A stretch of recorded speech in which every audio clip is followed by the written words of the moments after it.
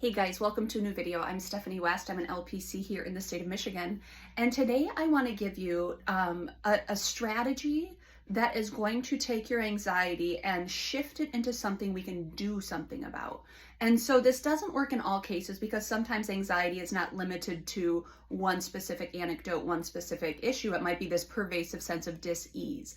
So this isn't that type of anxiety. This is situational anxiety where we worry about something kind of ad nauseum. So we have to give a speech, or we have to, have a hard conversation, or maybe we have to engage in experience and we're not looking forward to it.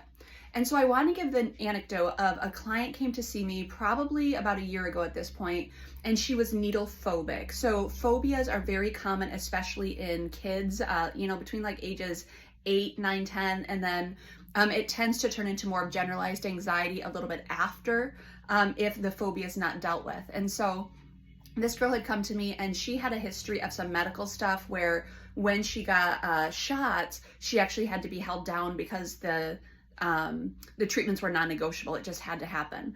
And so she developed a needle phobia because obviously you're helpless, someone's injecting you, and feelings of helplessness are terrifying. And so what happened, we would kind of run through, okay, what's behind the fear? How do we move through the fear? But one of the pieces is I said, okay, where does your brain stop in the process? Because anxiety often will get us into an anxiety loop, and it plays out a certain scenario, a really hard scenario, but it keeps us locked into it. And so she was walking me through, okay, let's say I get an injection and the needle breaks off in my arm. That was the point of terror for her. And so what's happening is that's in the amygdala, this very scary, like, what if the needle breaks off? So I said, okay, let's run it out. What if the needle does break off? What are we going to do next? She's like, well, I don't know.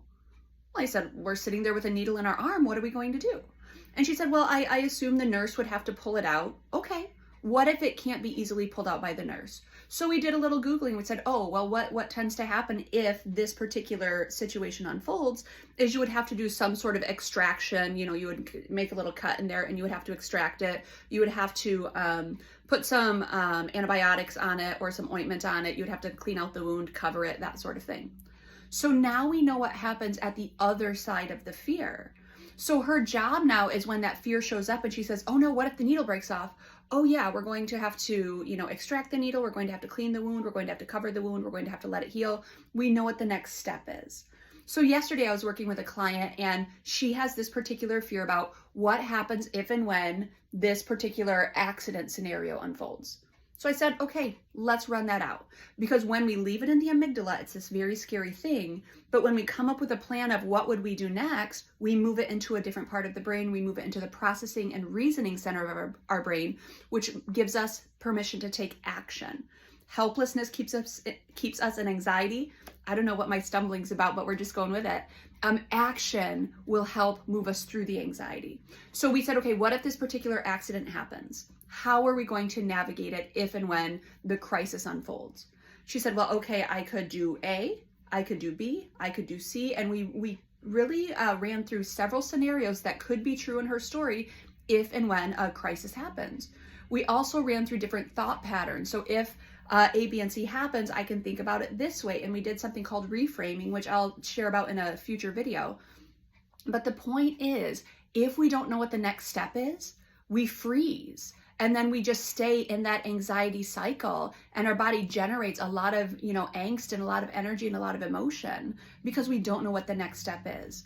So if you are someone who's going through this kind of what if catastrophe scenario, like what if the worst thing happens?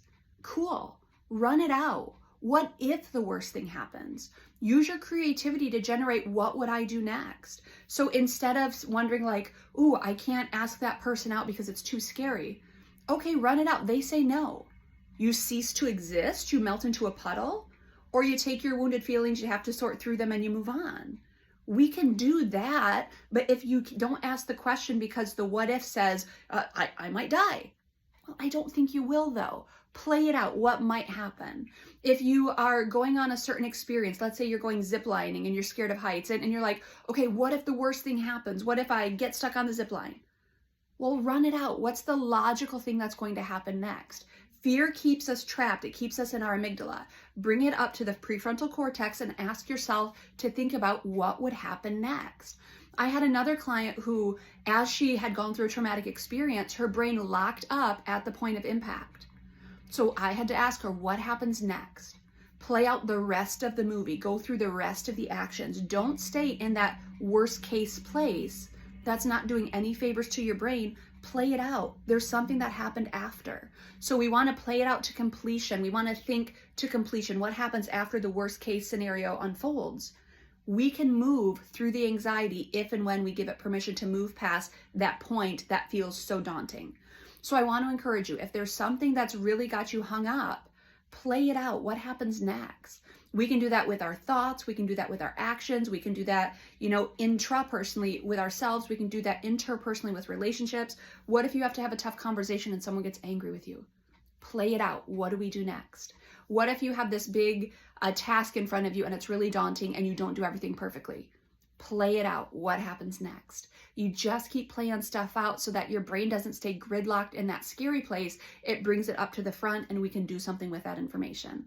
So hopefully that's helpful. I really want to encourage you to think through what happens next when your brain starts to send you alarm bells that something bad might take place. Yes, it might. And then what will I do?